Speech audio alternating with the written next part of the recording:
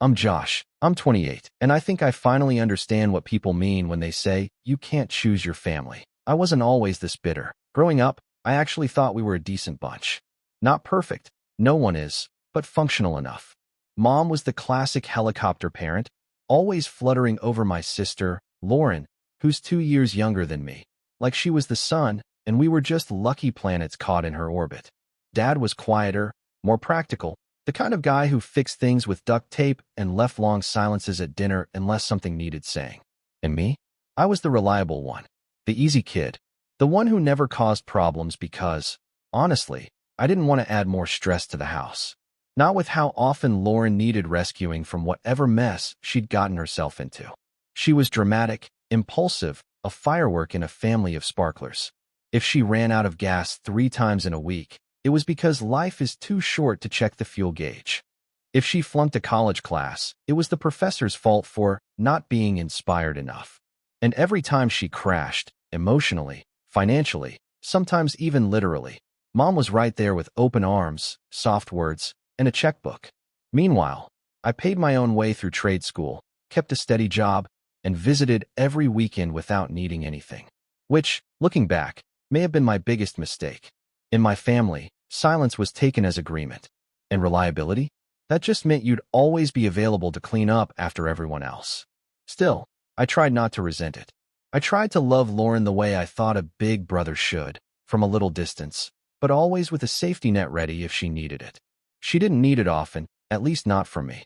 Mom had made sure of that. It was always her number Lauren called first. But every once in a while, I'd get the text. The Josh, I'm so screwed message. And I always showed up. Like 3 years ago, when Lauren accidentally put a down payment on a car she couldn't afford and asked if I could loan her $2,000 to avoid repossession. She cried on the phone, told me she'd pay me back by Christmas. That was 2 Christmases ago. She still hasn't paid a dime. Every time I ask, she laughs like I'm joking or says she'll Venmo me soon. Mom tells me to drop it. She's your sister, she says, like that's a universal excuse for financial amnesia. So yeah, maybe I was already a little on edge when I got the text from Mom last week. Hey sweetie, just letting you know we're doing a small, private engagement dinner for Lauren this Friday. Just close family. Nothing big. I blinked at the message for a full 10 seconds. Engagement dinner? Last I heard, Lauren was still figuring things out with some guy named Max. I hadn't even met him, and now they were engaged, and there was a dinner? A small, private one that didn't include me? I replied, so, I'm not invited. Her answer came quickly. Too quickly. It's just a little thing, Josh. Nothing formal. Just a toast and dinner with a few people. We'll do something bigger later. That didn't sit right with me. We're a family of 4, and I've always been the first one they call when someone's in the hospital, when Dad needs help moving furniture, when Lauren forgets to book a vet appointment for her dog and needs someone to drive him last minute. And now I'm suddenly excluded from a private dinner because it's just a little thing? I didn't argue. I just said okay. But something twisted in my gut after I sent that. And I couldn't let it go. I debated all week whether to confront her or just show up. Not to cause a scene. That's not my style. But I had this growing suspicion, this gnawing sense that something was off. And it wasn't just the dinner. There'd been other signs lately. Family group chats I was no longer part of. Mom being evasive when I asked about holidays. Even Dad seemed distant when I dropped by, like he knew something and didn't want to be the one to tell me. Friday came. I finished work around 5, sat in my car outside my apartment for a full 30 minutes, debating. My phone sat on the passenger seat like a dare. I pulled up Mom's contact, hovered over the last message. Just a little thing. That phrase kept repeating in my head like a bad echo. Finally, I opened my Maps app, typed in their address, and drove. I didn't tell anyone I was coming. I didn't text, didn't call. I figured if it was really just a small, private dinner, I'd walk in, see them sitting around the table with 2 glasses of champagne, and feel ridiculous for being so paranoid. But that's not what I walked into. As I pulled up to the house, I noticed the street was packed with cars, some I recognized, some I didn't. I parked a block away, just in case. The porch light was on, the house glowed from every window, and I could already hear music playing from inside. Laughter, too. A lot of it. I knocked. No answer. I rang the bell. Still nothing. So I opened the door. I've never had to knock before. It's still my childhood home, and I have a key. but I guess part of me wanted to give them a chance to greet me properly. Inside, it was a full-blown party. Every aunt, uncle, cousin, and second cousin once removed was there. Tables with catered food. Balloons that read, "She said yes," in gold letters. A slideshow of Lauren and Max playing on the TV. People clapping and dancing. A stack of engagement gifts by the fireplace. I stood there for a solid 10 seconds, completely invisible. No one turned to look. No one gasped or said my name. They were too busy celebrating. And when my mom finally noticed me, her smile faltered for a brief, flickering second, just long enough for me to catch it. "Josh," she said, walking over with a forced laugh. "You came." I stared at her. "You said it was just a small thing." She blinked, already calculating. "Well, it sort of snowballed. You know how your Aunt Lydia is. Once she got involved." I didn't respond. I scanned the room. My sister was across the living room in a white lace dress, glass of champagne in hand, surrounded by friends and family, including people she barely talks to. She saw me and just smiled. Not a warm smile. Not a guilty one. Just smug. And then, just before I turned to leave, her 8-year-old son, my nephew, Jake, ran up to me, grinning. He looked excited to see me, so I crouched down, forcing a smile despite the tightness in my chest. "Hey, buddy," I said. "Didn't think I'd see you tonight." He leaned in close, looked around like he was about to tell me a secret, and then slid something into the inside pocket of my coat. A small envelope, like a folded note. "Mom told me to give you this," he whispered. I looked down at the envelope, confused. He was already scampering off. My heart started thudding a little harder. I walked to the downstairs bathroom, locked the door, and pulled out the envelope. What I saw inside made me freeze. I stood there, staring at it, my hand trembling slightly, my mind racing. And that's when something clicked. 10 minutes later, I stepped back into the living room, smiled, and slipped the envelope into someone else's bag instead. By dessert, the cops were at the door. I didn't move when the knock came. Just stood near the back of the room, holding a glass of untouched soda like it was a prop in someone else's scene. The music didn't stop immediately. That took a moment. It wasn't until someone near the door called out, "I think the police are here," that the laughter cut short and the room froze mid-breath. You know that sound parties make when they're dying? The screech of silence trying to catch up with the noise? That's what it felt like. Like someone had yanked the cord out of the stereo and all the air with it. I watched it all from a distance. The confused faces. The glances. The instinctive shifting of blame. Mom's eyes darted from the doorway to Lauren, then briefly, subtly, to me. She didn't say anything, but the look was there, not fear, exactly. Just calculation. 2 officers stepped in. Polite. Calm. One male, one female, both in uniform but with that energy that says, "We don't want to escalate this unless we have to." "Sorry to interrupt," the female officer said. "We're looking for a Mr. Max Tillman." Max, Lauren's fiancé, raised his hand, halfway between confident and confused. "That's me." The officers moved toward him, lowering their voices as they spoke. I couldn't hear everything, but I caught fragments. Anonymous call. Matching serial numbers. Possession of stolen property. Max's expression shifted from curious to incredulous in seconds. "Wait, what?" "I don't even." He reached into his jacket on instinct, as if to show them there was nothing there. The male officer held up a hand. "Sir, can we check your bag?" "Just routine." Max looked over at Lauren, who was already pale. Her glass was trembling slightly in her hand. She didn't say anything, not a word. Just stared. Max opened the messenger bag he'd slung over a dining chair earlier. He pulled out a laptop charger, a planner, a set of keys, and then froze. "What the hell is this?" He held up the envelope I'd slipped into his bag. The same one that had been placed in my coat minutes earlier. The same one I'd opened in the bathroom. The one that nearly wrecked my life, and his. Inside the envelope were 5 crisp $100 bills and a tiny Ziploc bag of white powder. Small, but unmistakable. There was no logo, no branding, no hint of irony. It looked real because it was meant to. Max looked around the room like someone would explain it for him. Like maybe this was some kind of joke. But nobody laughed. "I swear to God, that's not mine," he said, turning toward Lauren. "Babe, what?" And that's when Lauren finally spoke. She pointed at me. "It was him," she said, her voice sharp. "Josh, I saw him putting something in your bag." The pivot was so fast, it knocked the breath out of me. I actually laughed, Not a happy laugh. A breathless, dry-chested kind of laugh that made people look. You saw me? I said slowly. You saw me from across the house. Put something in his bag? Even though you were outside taking photos with your friends. She blinked. I wasn't outside. You posted the photos, I replied. 10 minutes ago. Instagram story. I saw them. Her mouth opened, then shut again. The female officer turned to me. Sir, do you mind coming with us for a second? I nodded. Not at all. They pulled me aside to the foyer, while Max stood off to the side, still holding the envelope like it might bite him. A few guests were filming now. I could see the glint of phones raised discreetly. Mom stood like a statue behind the dessert table. Dad was nowhere in sight. Would you mind telling us how you came into contact with that envelope? The officer asked me. I looked her in the eye. Sure. My nephew gave it to me. Said his mom told him to. She scribbled something in a notepad. And you didn't know what was inside. I didn't. Not at first. But when I opened it in the bathroom, I panicked. I didn't know what to do. I figured it was a setup. A setup? I nodded. I wasn't even invited to this party. My mom told me it was a small family thing. I showed up, and everyone was here.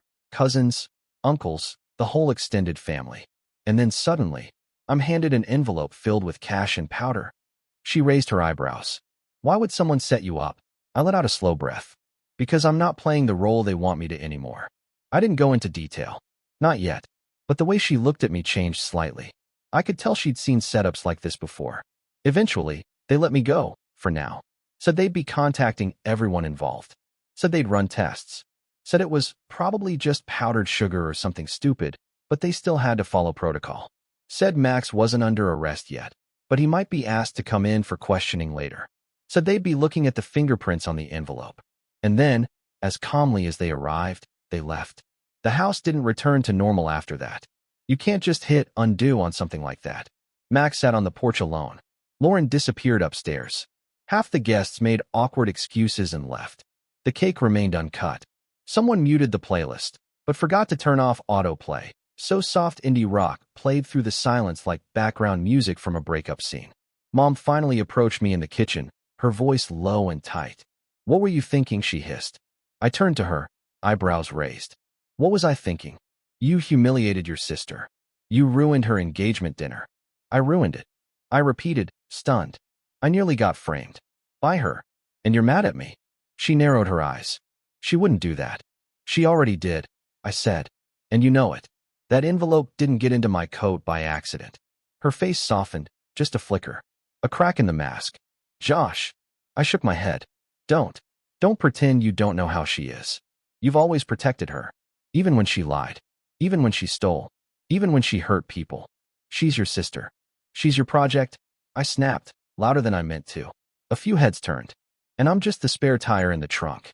Good enough when the car breaks down, but never worth keeping around otherwise. She recoiled, like I'd slapped her. I walked past her, past the guests pretending not to stare, past the tray of untouched champagne flutes, past the banner that read, Future Mrs. Tillman. Jake found me by the front door, his small hand wrapping around mine. Uncle Josh, he said, confused, eyes wide. Did I do something wrong? I knelt down. No, buddy, you didn't. You're just the messenger. I know that. He bit his lip. Mom said it was just a funny joke. Of course she did. I hugged him. Not for him. For me.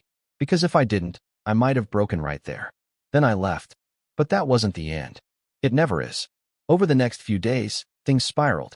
Lauren posted cryptic Instagram stories, quotes about betrayal, loyalty, and snakes in the grass. Mom went silent. Max texted me once. Can we talk? I didn't answer. I wanted to wait, to see what came next. And it came faster than I expected. The police called.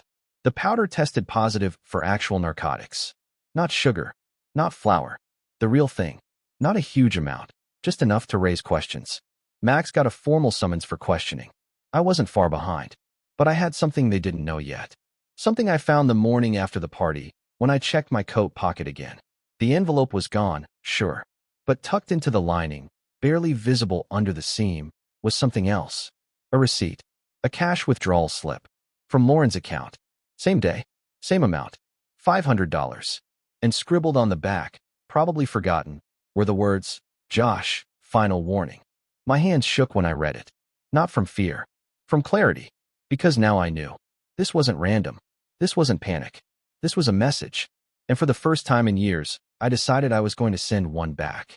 If someone told me a year ago that my own sister would try to frame me with drugs at her engagement party, I would have laughed and called them dramatic. But now I kept a copy of that bank receipt folded up in my desk drawer like it was my only lifeline. Because in a way it was. After the party, everything cracked. The family chat went silent. No good morning gifts from Aunt Lydia. No how's everyone doing check-ins from Dad. Just dead air. I didn't even realize how much I relied on that white noise until it disappeared. Mom didn't call. Not even once. Lauren, of course, leaned in hard. She posted story after story about being stabbed in the back and learning who really has your back. One post had a picture of her and Max holding hands on the beach, with the caption, "You and me against the world. Not even blood can ruin that." Max looked tense in the photo, like he was trying to smile, but wasn't sure what for. And me? I didn't sleep much those first few weeks. I kept running through every detail in my head. The expression on Jake's face. The envelope in my coat. The taste of fake champagne on my tongue. The way Lauren looked at me like I was a bug under her shoe the moment I walked into her party. But what really ate at me was Mom. She knew. Deep down, she had to. She knew what Lauren was capable of. Knew what kind of games she played. But she still stood by her. Still whispered in corners instead of confronting what was right in front of her. It made me question everything. Not just the party, but my whole life. Every time I bailed Lauren out. Every time I kept my mouth shut. Every time I paid her bill or fixed her mess. I thought I was being a good brother. A good son. But I was just making it easier for her to walk all over me. And for Mom to pretend there was no problem. I hit rock bottom about 2 weeks after the party. The police had followed up. I gave them the receipt, the screenshots of Lauren's posts, and explained everything. Calmly, carefully, without bitterness. They listened. Took notes. But nothing moved fast. It was all, "We'll keep you updated. And this is still an ongoing investigation." Meanwhile, word got around. My boss called me into his office. "Josh," he said, hands folded on the desk. "I need to ask, is everything okay at home?" I've been working there for 5 years. Never late. Never caused trouble. But now I was a liability. I told him the truth, or the version of it that wouldn't make me sound insane. There was a misunderstanding at a family event. The police cleared me. But there's still fallout. He nodded, like he understood. But the way he looked at me changed after that. People at work kept their distance. No one said anything directly, but I could feel it in the silence. In the polite nods instead of real conversation. In the way meetings ended just a little too quickly when I walked in. And then, as if the universe wanted to make a point, my landlord raised my rent. "Market adjustment," he said, with the oily smile of someone who knew I wouldn't fight back. I remember sitting on the edge of my bed that night, looking around my one-bedroom apartment like I was seeing it for the first time. The cracked window pane. The second-hand couch. The fading posters from when I first moved in. Everything felt smaller. But something inside me, something I hadn't heard from in years, started whispering. Enough. I didn't have a plan yet. But I had the one thing I hadn't had before, clarity. My family had drawn a line in the sand. And I finally saw it for what it was. They didn't hate me. Not exactly. They just didn't value me. Not like they did Lauren. I was background. Support crew. The guy who showed up, paid the bill, kept things smooth. And when I stopped doing that, when I started asking questions, I became a threat. So I stopped playing the part. The first thing I did was change my number. It felt petty at first. But within 24 hours, the silence felt clean. No more group chats. No more vague guilt texts. Just peace. I didn't block anyone. Not yet. I wanted them to feel the absence. To wonder. The second thing I did was dig up an old dream. Years ago, before Lauren's emergencies took over my weekends, and before I became the family errand boy, I'd started a woodworking side hustle. Just simple stuff. Coffee tables, custom shelves, cutting boards. I loved it. The rhythm of it. The way a piece of raw wood could become something solid, something real. I let it fall away when life got busy. But now I had time. I cleaned out the garage of my rental. Bought some cheap tools secondhand. Started small, just a few cutting boards. Set up an Etsy shop. Took some decent photos. Priced them fair. To my surprise, they sold. Not fast. Not viral. But enough to remind me what it felt like to build something with my own hands. Something no one could take credit for but me. I reinvested the profits, bought better tools, started taking local commissions, bookshelves, custom desks. One woman asked for a bench carved with her late husband's initials. I worked on it for days, shaping every curve with care. When she came to pick it up, she cried. Not loud, just a soft, surprised kind of crying. Thank you, she whispered. It feels like he's here. I didn't know what to say, so I just nodded. That night, I sat in the garage, dusty, sore, and happier than I'd been in months. I wasn't rich. I wasn't famous. But I was doing something that mattered. Something mine. Meanwhile, the Lauren situation simmered. I didn't reach out, but I heard things. Max and Lauren postponed the wedding indefinitely. Rumors flew about trust issues and legal stuff. A few mutual friends unfollowed her on Instagram. Dad, the one family member who hadn't outright turned on me, sent a message through a cousin. Tell Josh I'm proud of him. I didn't reply. Not yet. But I tucked it away, like the receipt. Because something was coming. Something bigger than just a family argument. It started with an email. From a private investigator. I was referred by someone who wishes to remain anonymous. It read. They said you might be interested in digging deeper into your sister's financial activities. Attached was a short report. It detailed multiple cash withdrawals from Lauren's account over the last 6 months. All in small amounts. All at irregular times. Combined, it totaled over $10,000. A lot for someone who was supposedly broke. More than that, there were flagged transactions, deposits made under different names, transfers to an account registered in a different state. It didn't make sense. Unless Lauren had been planning this for a while. Not just the frame-up, but something bigger. That was the moment I realized the engagement dinner wasn't the main event. It was just the opening act. And whatever Lauren was hiding, whatever Mom was helping her cover, went deeper than I'd thought. I didn't want revenge, not at first. I just wanted peace. But now I wanted the truth. Here's the thing no one tells you about revenge. When it's real, not petty, not loud, but slow and deliberate, it doesn't look like fireworks. It looks like silence, patience, a calendar full of crossed-out dates, a spreadsheet, a list of names. It starts in your gut and ends in your bones. After the investigator's email, everything clicked into place like the last move in a chess game I didn't realize I'd been playing for years. Lauren wasn't just chaotic. She wasn't just impulsive or dramatic or entitled. She was strategic. She was dangerous. And worse, she was sloppy enough to get caught. The envelope at the engagement party, that was never just a warning. That was a test. If I'd taken the fall, it would have bought her time. Time to do whatever she was planning. And if I didn't, if the setup failed, well, maybe she thought I'd do what I always did. Shut up, stay quiet, and fade away. But this time, I wasn't fading. I started by organizing what I had. I printed everything. The receipt Jake had stuffed in my coat, Lauren's Instagram posts, text logs, screenshots of comments, police report copies, even my landlord's market adjustment letter, just because it annoyed me. I laid it all out on my workbench one night, like a jigsaw puzzle made of secrets. And then I started mapping the pattern. Lauren's financials were messy, dozens of cash withdrawals, multiple account names, and then something that didn't make sense at all. She'd co-signed a loan. A massive one. For a business. A catering company, of all things. Registered under her fiancé Max's name, but with her email and phone number listed as primary contacts. I cross-checked the company's website. It was basic, just a homepage, a stock photo of a charcuterie board, and a contact form. But when I dug into the domain registration, I found something that made me sit down. The contact email used to buy the domain was mine. Well, not exactly mine. It was a Gmail address that looked almost identical to my personal one, a single letter off. Same first name, same last initial, same numbers. It looked like a typo, but it wasn't. Lauren had created a ghost account in my name and used it to co-sign digital paperwork. I checked with a friend who works in cybersecurity. She walked me through how easy it is to forge digital signatures on basic platforms, especially when the proof is just a click-to-sign doc with an email verification. If I hadn't stumbled into the envelope setup, this whole business could have been dumped in my lap the second it started going under.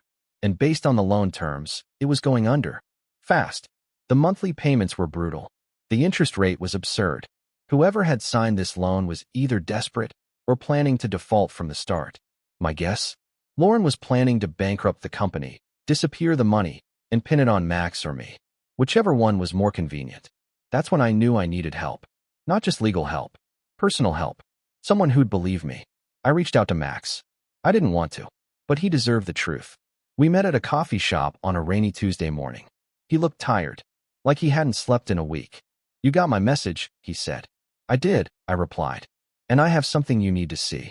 He didn't touch his coffee as I slid the folder across the table, just stared at the documents like they were in another language. When he finally spoke, his voice cracked a little. "She used my name for the business?" "Yours and mine," I said. "She forged a parallel email account with my info. The paperwork is fake. But the debt? That's real." He buried his face in his hands. "She told me her mom helped fund it." I snorted. That'd be news to Mom. She still Venmos Lauren $20 at a time for gas money. He laughed.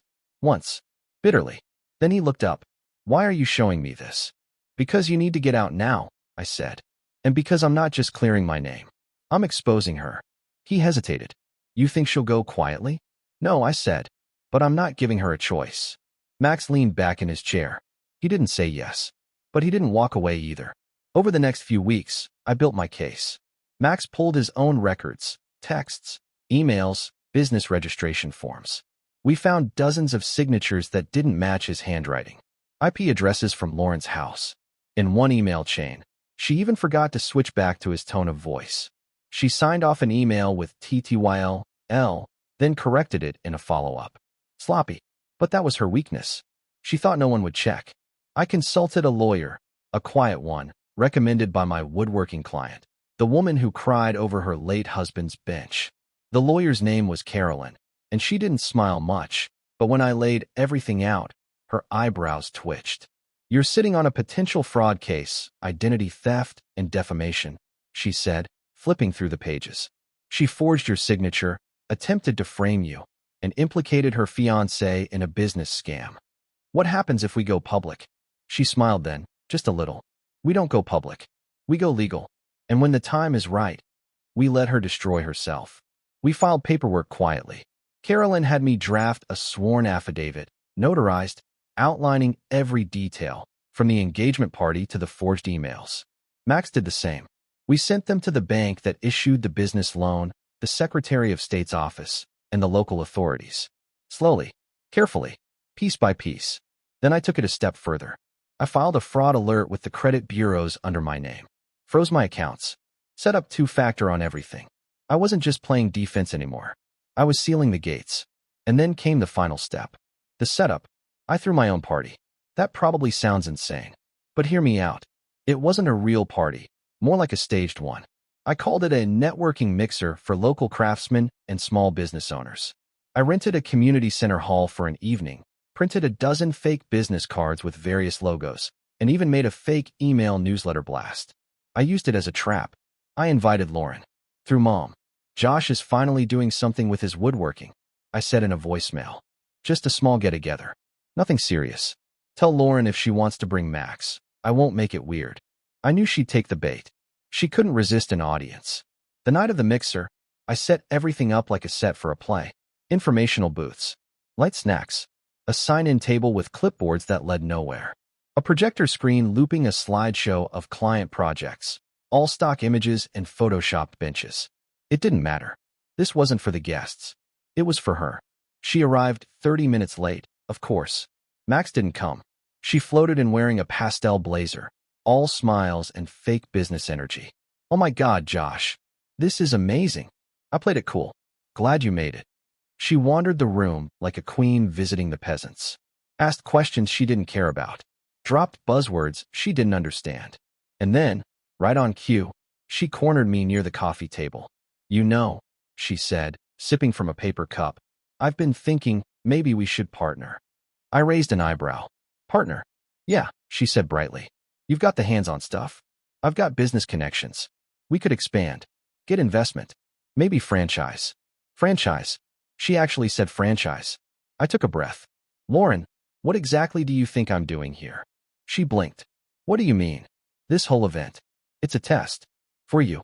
Her face faltered, just for a second, then snapped back. "Okay, what are you talking about?" I handed her a folder. Not the one with the evidence, a different one. This one was empty, but it looked official. Inside are copies of contracts, filings, witness affidavits. I said, "You forged my signature. You tried to frame me. And now, you're standing here, offering to go into business again like nothing happened." She opened the folder, saw the blank pages, and looked up, furious. "You're bluffing." I leaned in close. "No," I said. "I'm giving you a chance. Walk away. Come clean. Or I go nuclear." She threw the folder onto the table. "You wouldn't dare." I smiled. "Watch me." Lauren didn't walk out of the mixer that night. She stormed out. Clipped heels slamming against linoleum, blazer flaring out behind her like a cape of righteous indignation. But she didn't make a scene. Not a big one. No screaming or flailing or throwing drinks. Because deep down, I think she already knew she'd lost. And people like Lauren don't scream when they lose. They vanish, recalibrate, and try to play victim before the dust even settles. But this time, I had fire extinguishers ready at every angle. The next morning, I followed through. Carolyn, my lawyer, filed the official complaint with the DA's office. We included everything: the forged email address that mimicked mine, the fabricated business contracts, Max's affidavit confirming she used his credentials without consent, the financial records from the PI, and, most damning, the envelope set up from the engagement dinner, tied together with Jake's statement and the fingerprint results from the police. Turns out, her prints were all over the bag of powder. Not mine. Not Max's. Just hers. The investigation didn't take long to escalate. Once the authorities connected Lauren's banking activity to the fraudulent catering business and saw the attempt to implicate two other people, both close relatives, it turned into a full-blown fraud case. I didn't hear from her for the first 2 weeks. Then, silence broke. I got a text from Mom. "We need to talk. Please." I didn't reply. The next came from Lauren herself. "This is spiraling out of control. Can we please fix this before it ruins all of us?" And then, the cherry on top, a desperate voice memo, barely a whisper. "I didn't mean to hurt anyone. I was trying to fix things, Josh. I needed a way out. Please don't let them take Jake away." That one broke me for a minute. Because Jake didn't deserve this. Not the scandal. Not the lawyers. Not the whispers at school. And definitely not the mother who used him like a pawn in her warped little scheme. But I wasn't the one putting her on trial. She did that herself. By the time the indictment came down, the charges were stacked: identity theft, bank fraud, defamation, attempted entrapment, and possession of an illegal substance with intent to distribute. The DA didn't go easy, especially not once they realized Lauren's plan involved weaponizing her own child. She was arrested on a Monday. No dramatic chase. No cameras. Just a quiet knock at her apartment door, early morning. Max wasn't there. He'd moved out 2 weeks prior. I later found out he'd left her a typed letter on the kitchen table. 4 lines. "I wanted to believe in us. But you made that impossible. I hope someday Jake understands why I had to leave. He deserves better. Goodbye." Mom called me that afternoon. I let it ring 5 times before I picked up. Her voice was brittle, like she'd aged a decade in a week. "Josh." I waited. "I didn't know," she said finally. "About the business. The loans. The drugs. Any of it." "I believe you," I said. "But you knew enough." Silence. She exhaled slowly. I thought if I ignored the worst parts, they'd go away. That if I just protected her long enough, she'd grow out of it. "She didn't," I said. "And you weren't protecting her. You were enabling her." Tears. Soft ones. The kind that aren't for show anymore. Maybe for herself. Maybe for how blind she'd been. "She asked me for your social last year," she said suddenly. Said she needed it for a medical form. I didn't even think. "You gave it to her?" I didn't think she'd use it." I closed my eyes. That's how she'd set up the ghost email and digital signature. She'd filled in every blank with family trivia. The answers only a mother could give. "I'm sorry," Mom whispered. "For what?" "For not being the kind of mother who protected both her kids." I didn't say anything for a while. Just let the silence speak. Then, "Jake needs a place to stay." The words were faint, like they were dragged out from a part of her that didn't want to exist. "What?" "They're not going to let her keep him while this is pending. And I can't take care of a child right now. Not full-time. Not with my health." I let the weight of that settle. Jake. My nephew. My favorite human on earth. The only person who ran into my arms at the engagement party, smiling like I was his whole world. Where is he now? A friend's. Temporary placement. I paused, then said, I'll take him. Mom broke then. Completely. No words. Just sobs. But it wasn't sorrow for Lauren anymore. It was relief. That someone would do what needed to be done. Jake moved in with me 2 days later. He didn't ask many questions. Just looked up at me from the passenger seat as we drove away from that unfamiliar house and said, Are we going to your place now? Yeah, I said. Can I help you build something? I smiled. You can help me build everything. The months that followed were healing in the quietest, most unexpected ways. Jake took to the workshop like he'd been waiting his whole life to hold a chisel. He learned to sand before he learned to spell mahogany. We made toy boats, custom birdhouses, even a shelf for his growing collection of books and Lego sets. And me? I kept working. My woodworking business grew. Not viral, not flashy, but honest. Word of mouth. Referrals. Clients who liked that I called back, showed up on time, and built things that lasted. The fraud case ended with Lauren taking a plea deal. She was sentenced to 18 months, with the possibility of early release after a year for good behavior. She tried to paint herself as misunderstood in court, a single mother under stress, but the evidence was too strong. Even the judge called her actions calculated and disturbingly manipulative. Jake didn't ask where she went. Not until Christmas. He was decorating a tree I'd carved from leftover pine. A little crooked, but we loved it. Is Mom gonna visit? I crouched beside him. Not this year, buddy. He looked down. Okay. Then, after a pause, can we still send her something? I nodded. Yeah, we can do that. We wrote a card. Kept it simple. Jake drew a smiling snowman and signed his name in big block letters. I wrote 2 words under it. Be better. We mailed it on Christmas Eve. The fallout from Lauren's choices spread far, but not wide. Most of the family backed away slowly, unsure how to engage with the mess. Dad sent me one email that just said, You did what none of us could. Aunt Lydia, who once threw a fit over who got to carve the Thanksgiving turkey, sent a package of cookies and a note that said, You're a better man than most. Mom stayed quiet for a long while, but I could feel her trying. She showed up once a week. Always brought something for Jake. Puzzles, books, little wooden figurines she thought he'd like. Never overstayed. Never pushed. Eventually, she asked me if I hated her. I told her the truth. No, but I don't trust you yet. She nodded. That's fair. And then, softly, Thank you for not turning your back on him. I didn't say anything. Just sipped my coffee. Because the truth is, Jake saved me just as much as I saved him. He gave me a reason to rebuild. A reason to wake up with purpose. And every time he ran into the workshop, holding a new idea, I remembered who I was. Not the guy who got sidelined by his own family. Not the one who was left out of dinners and plans. But the man who built something from nothing and made it matter. Last week, Jake and I finished a project together, our biggest yet. A custom bench, carved from reclaimed oak. It was wide, solid, with an inscription we designed together. It read, Truth holds. Lies collapse. He asked if we could give it away, to someone who needed it more. We donated it to the courthouse downtown. They put it in the waiting room. The same one where I once sat, wondering if anyone would ever believe me. I stood in front of that bench today, hand on Jake's shoulder, and smiled. Because in the end, the best revenge wasn't the conviction. It wasn't Lauren's fall. It was the simple, undeniable fact that I had risen. And she couldn't touch me anymore.